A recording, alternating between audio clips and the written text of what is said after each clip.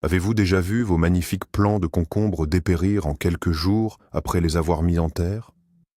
C'est une frustration que presque tous les jardiniers connaissent. Aujourd'hui, nous allons parler de la plantation des concombres. Et je vous promets une chose. D'ici la fin de cette vidéo, vous allez découvrir un geste simple, totalement contre-intuitif, qui va multiplier votre récolte par 2 ou par 3. Oubliez tout ce que vous pensiez savoir sur la façon de creuser un trou et d'y mettre une plante. La vérité, c'est que la plupart des conseils traditionnels vous poussent à faire exactement le contraire de ce dont le concombre a besoin. Nous allons aborder une étape secrète, celle que les professionnels utilisent mais ne partagent jamais. Alors, êtes-vous prêt à remettre en question vos habitudes de jardinage? Dites-moi d'ailleurs dans les commentaires combien de plants de concombres vous avez perdus l'année dernière. Je suis curieux de lire vos histoires. Pour bien comprendre cette fameuse étape, il faut faire un petit voyage dans le temps et dans l'espace. Le concombre n'est pas une plante originaire de nos régions tempérées. C'est une plante tropicale et subtropicale, originaire des contreforts de l'Himalaya en Inde. Dans son habitat naturel, cette plante pousse dans des conditions très spécifiques. Elle baigne dans une chaleur constante et une humidité douce, avec un sol riche et extrêmement meuble. Le concombre n'a absolument aucune défense génétique contre le froid, ni contre les chocs thermiques brutaux. Ses racines sont fines, fragiles, et ressemblent à des cheveux délicats. Quand nous essayons de cultiver cette princesse tropicale dans nos jardins modernes, nous lui imposons souvent un stress terrible sans même nous en rendre compte. Comprendre cette origine tropicale est la clé de tout.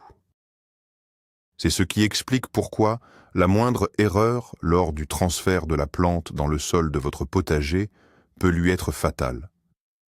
Gardez bien cette image de forêt chaude et humide en tête pour la suite. Vous vous tenez dans votre jardin avec vos jeunes plants entre les mains. Vous regardez la terre fraîchement retournée et vous vous dites que tout est prêt. C'est une erreur très commune. Beaucoup de jardiniers pensent du coup qu'il suffit de faire un trou dans la terre pour commencer la plantation. Mais ce n'est pas si simple. Le concombre est une plante extrêmement sensible et capricieuse. Si vous vous précipitez à cette étape, vous risquez de compromettre toute votre saison de récolte. Imaginez un peu la situation tragique. Vous avez passé des semaines à soigner vos semis sur le rebord de votre fenêtre. Ils sont beaux, verts et pleins de vie.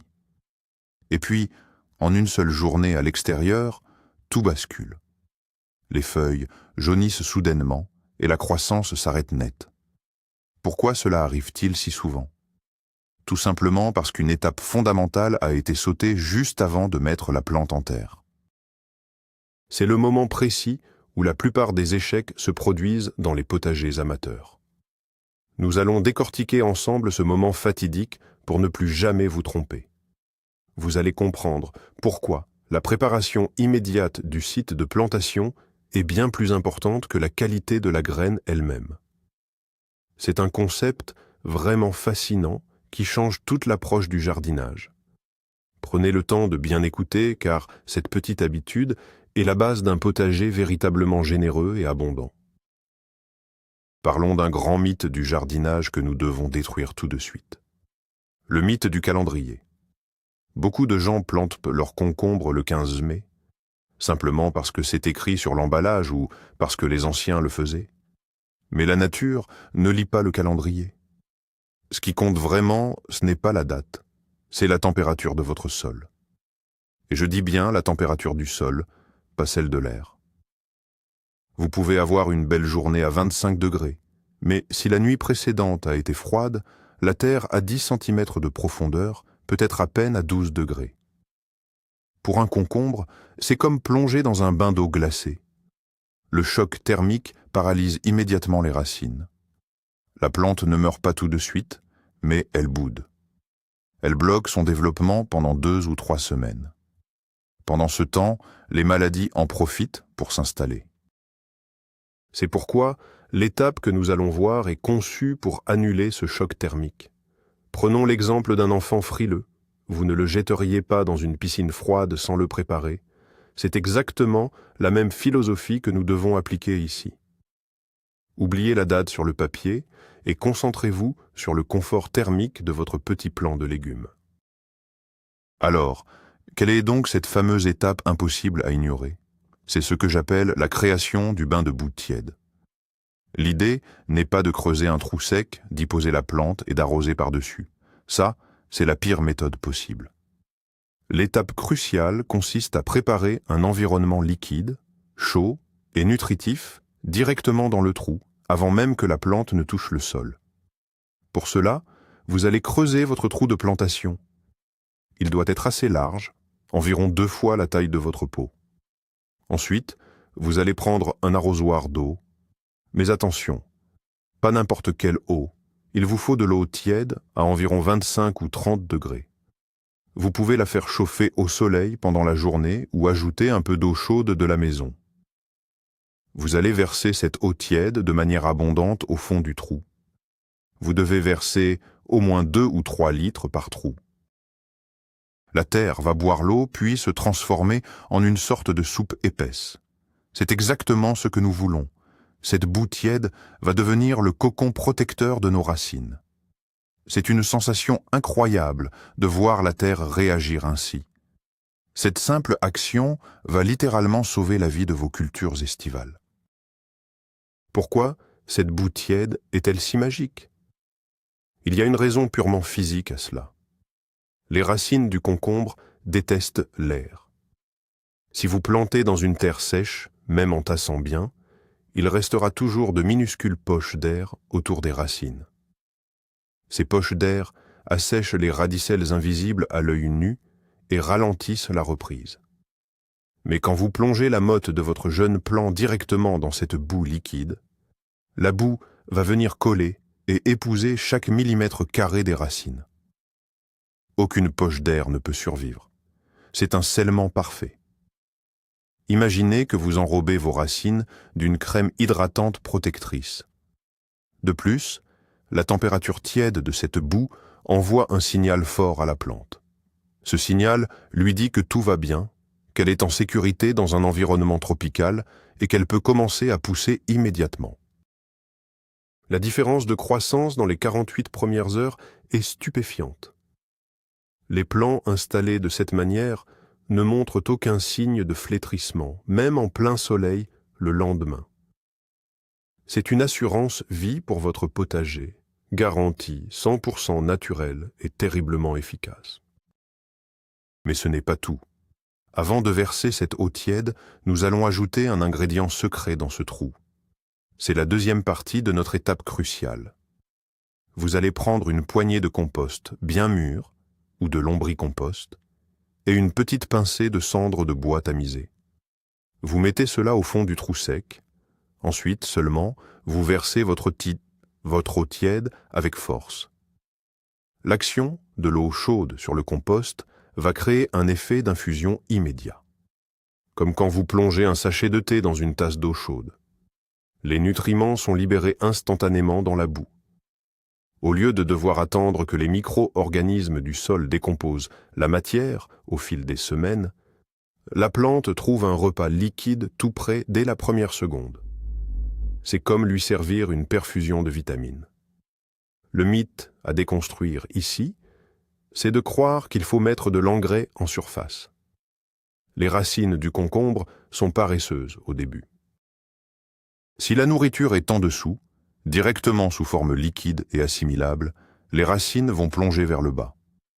Et des racines qui plongent profondément, ce sont des plantes qui résisteront 1000 fois mieux aux sécheresses du mois de août.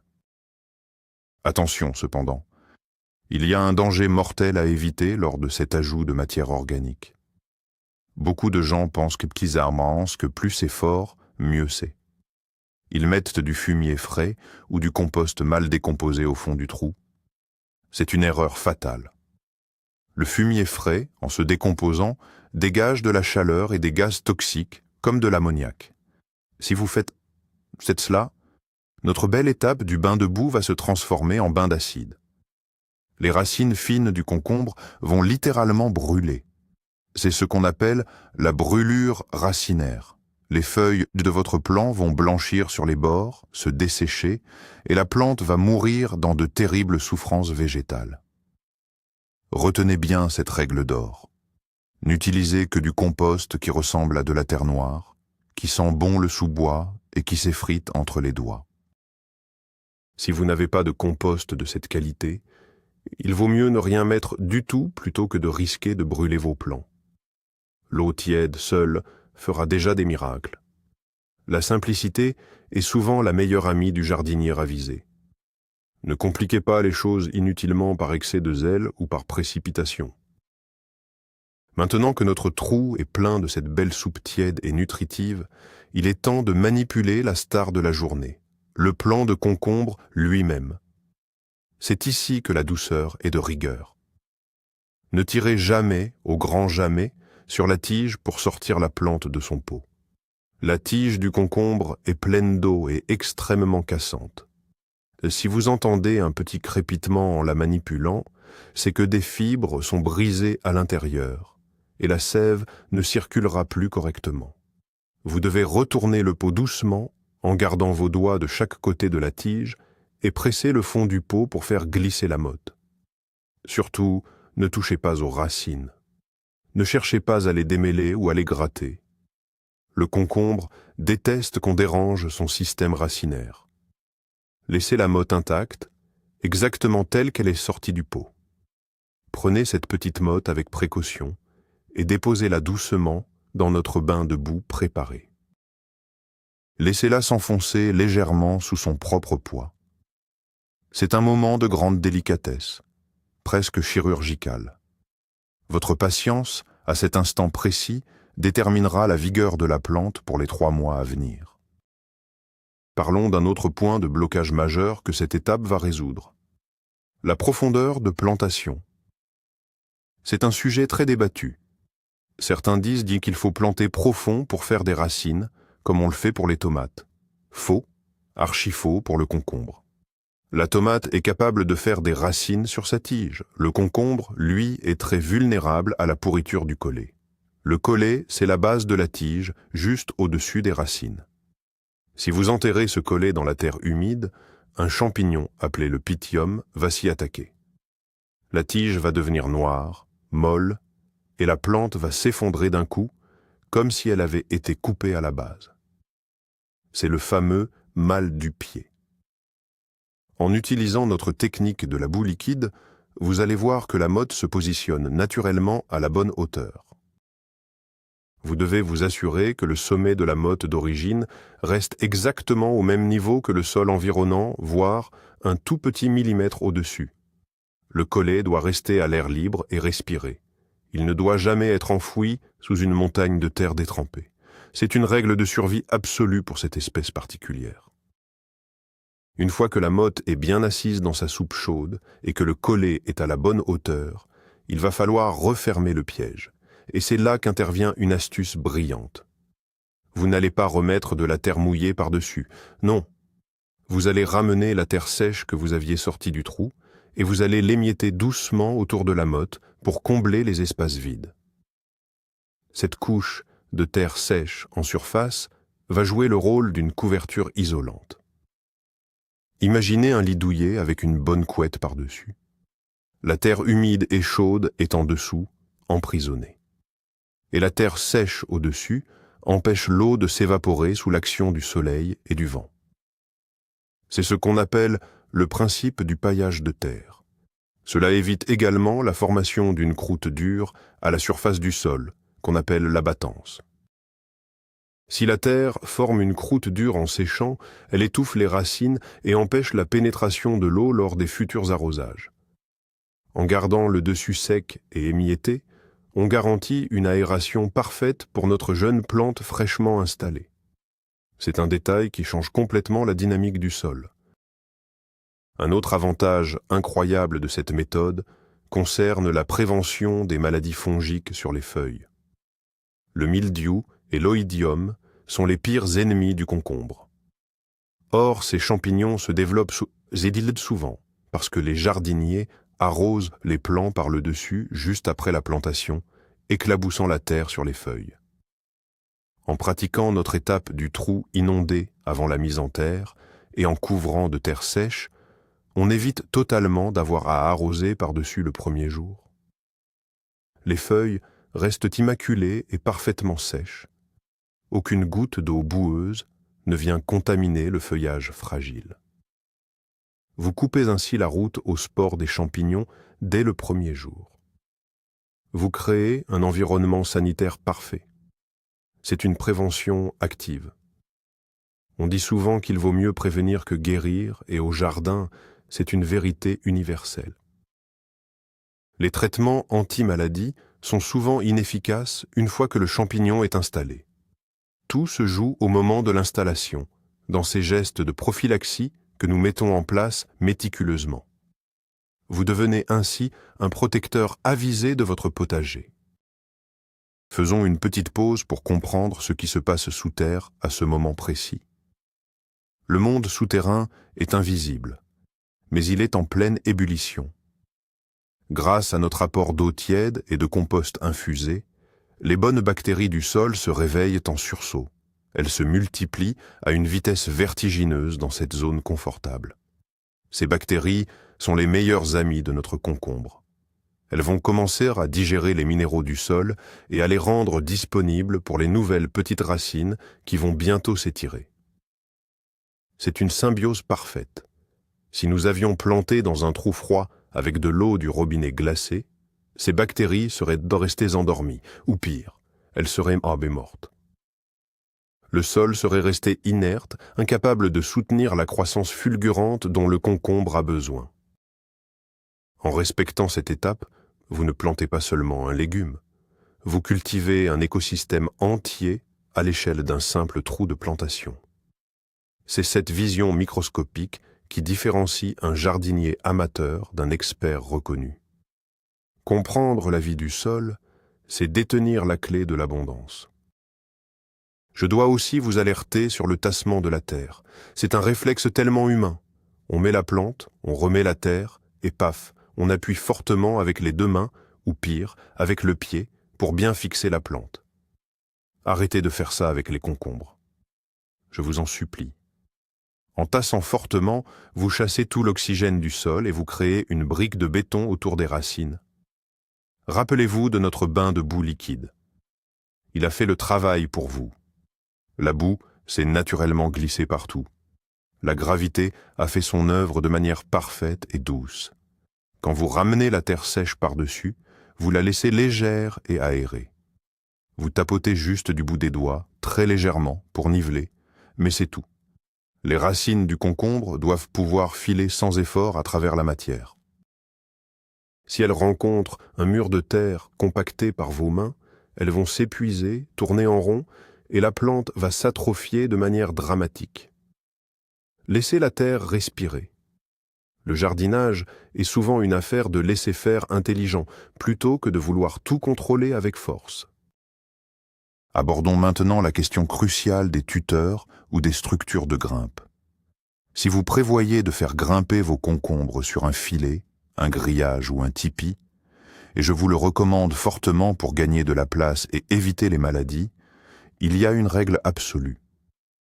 Vous devez installer cette structure avant de commencer notre fameuse étape de plantation. Si vous plantez vos concombres dans leur bain douillet et que le lendemain vous venez planter de gros piquets ou enfoncer des tuteurs juste à côté, vous allez faire un massacre.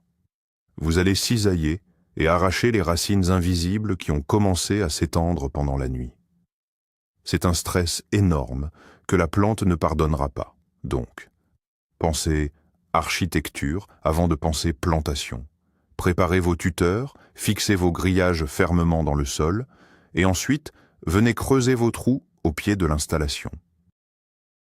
De cette façon, une fois la plante installée, vous n'aurez plus jamais besoin de perturber le sol autour d'elle. Tout sera prêt pour l'accueillir et la soutenir tout au long de sa croissance estivale. Que se passe-t-il dans les jours qui suivent cette plantation parfaite? Le miracle de la biologie va opérer. Puisque vous avez créé une réserve d'eau profonde et tiède, et que vous avez isolé la surface avec de la terre sèche, vous n'aurez pas besoin d'arroser pendant plusieurs jours. C'est difficile à accepter, je sais. On a toujours envie d'aller donner à boire aux petites plantes avec son arrosoir. Mais retenez-vous, si vous arrosez tous les jours en surface, les racines vont rester en haut, près du collet, là où c'est dangereux. En laissant la surface s'assécher légèrement, vous forcez les racines à descendre, chercher l'humidité et les nutriments de notre compost infusé en profondeur. C'est un entraînement à la survie. Vous rendez vos plants robustes et indépendants. Surveillez simplement les feuilles.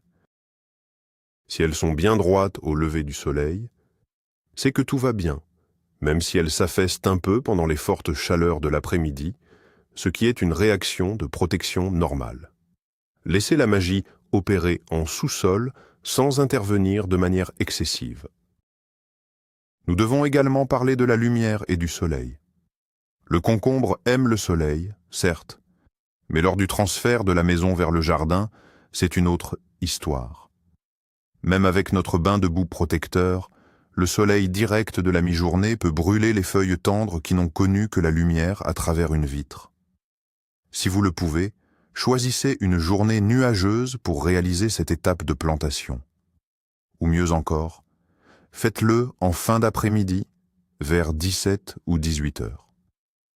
La plante aura toute la nuit pour boire tranquillement sa soupe tiède et se remettre de ses émotions, au frais et dans l'obscurité.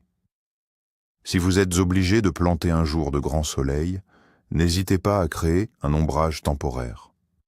Une simple cagette retournée ou un morceau de carton posé de biais pendant les 48 premières heures fera l'affaire. Ce petit soin supplémentaire, combiné à notre technique de plantation en profondeur liquide, garantit un taux de reprise de 100%. Il n'y aura aucun temps d'arrêt dans la croissance, c'est une promesse. Il y a un détail subtil mais très important concernant l'eau de votre bain de boue. Si vous utilisez l'eau de la ville, elle contient du chlore. Le chlore est mis dans l'eau pour tuer les bactéries. Or, nous voulons justement stimuler les bonnes bactéries de notre compost. Le chlore va donc à l'encontre de notre objectif. La solution est très simple. Remplissez votre arrosoir d'eau le matin et laissez-le reposer au soleil toute la journée. Non seulement l'eau va se réchauffer pour atteindre notre température tiède idéale, mais en plus, le chlore va s'évaporer naturellement dans l'air. En fin de journée, vous aurez une eau parfaite, tiède et pure, prête à infuser votre compost et à choyer vos racines. C'est un petit geste qui ne coûte absolument rien, mais qui fait une énorme différence sur le plan biologique. Les jardiniers de compétition utilisent tous cette technique de l'eau reposée. Ne sous-estimez jamais l'impact de la qualité de l'eau sur les premières étapes de vie de vos légumes sensibles. Une fois que les premiers jours sont passés et que vous voyez que la plante a bien repris, qu'elle commence à faire de nouvelles petites feuilles vertes, il sera temps de poser la touche finale. Le paillage. Mais attention, le paillage ne doit pas toucher la tige. Rappelez-vous notre ennemi, le champignon de la pourriture du collet. Si vous collez de la paille humide contre la base de la plante, vous invitez la maladie. Vous allez donc déposer une bonne couche d'herbe tondue, séchée, ou de paille, tout autour de la plante, mais en laissant un cercle magique d'environ 10 cm de diamètre autour du collet totalement dégagé. La terre doit y rester nue et sèche en surface.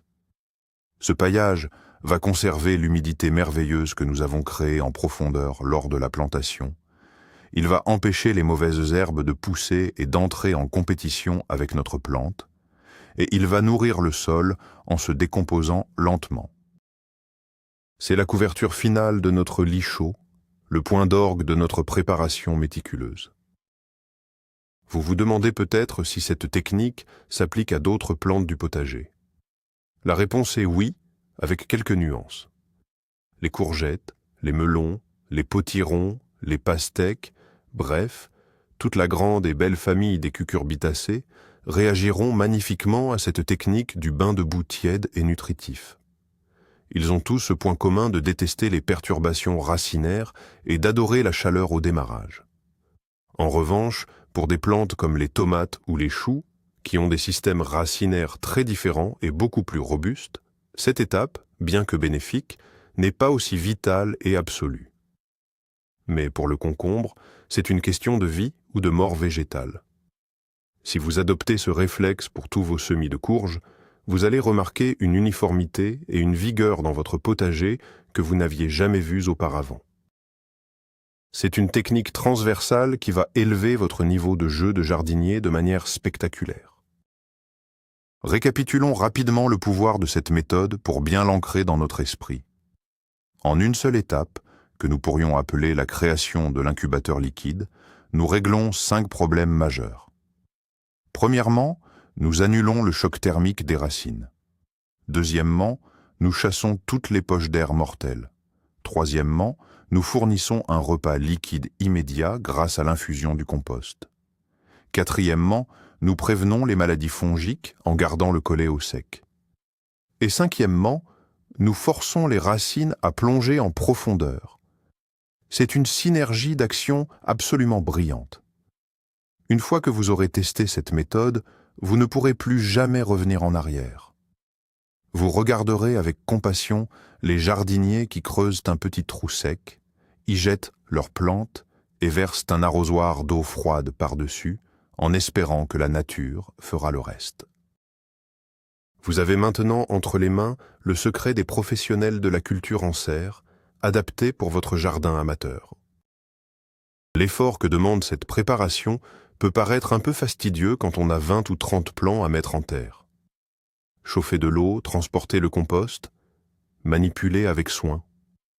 Mais croyez-moi sur parole, le temps que vous investissez ce jour-là vous sera rendu au centuple. Un plant de concombre qui démarre sans aucun stress va pousser plus vite, produire plus tôt, donner des fruits plus droits et plus croquants, et résistera aux maladies jusqu'à la fin de l'automne. À l'inverse, un plant stressé par un mauvais repiquage passera sa vie à survivre plutôt qu'à produire. Vous passerez votre été à lui administrer des traitements, à arracher des feuilles jaunes et à récolter des fruits tordus ou amers. Le choix est vite fait. Le jardinage est une école de patience et de précision. L'attention que vous portez aux fondations déterminera la grandeur du bâtiment. Prenez ce temps, faites ce geste précis, préparez ce bain nourricier et regardez vos concombres conquérir le jardin avec une vitalité explosive. Et voilà, vous savez tout. Le secret n'est pas dans un engrais chimique coûteux ou dans une variété magique. Le secret absolu, c'est ce bain de boue tiède et nutritif qui efface le traumatisme de la plantation et recrée un microclimat tropical sous la terre. Le résultat ? Une plante qui explose littéralement de croissance dès les premières 48 heures, sans jamais jaunir ni faiblir. C'est un retournement de situation total par rapport aux méthodes classiques qui condamnent souvent la plante avant même qu'elle n'ait pu s'enraciner. J'espère que cette révélation va transformer votre potager cet été. Si vous avez appris quelque chose de nouveau et de surprenant aujourd'hui, merci de récompenser cette vidéo en cliquant sur le bouton « J'aime », cela aide énormément la chaîne. Pensez également à vous abonner pour découvrir tous nos autres secrets de permaculture et de jardinage naturel. Et maintenant, c'est à vous de jouer. Quelle est, selon vous, l'erreur la plus drôle ou la plus catastrophique que vous ayez faite en plantant des légumes par le passé ? Racontez-nous tout dans les commentaires. J'ai hâte de vous lire.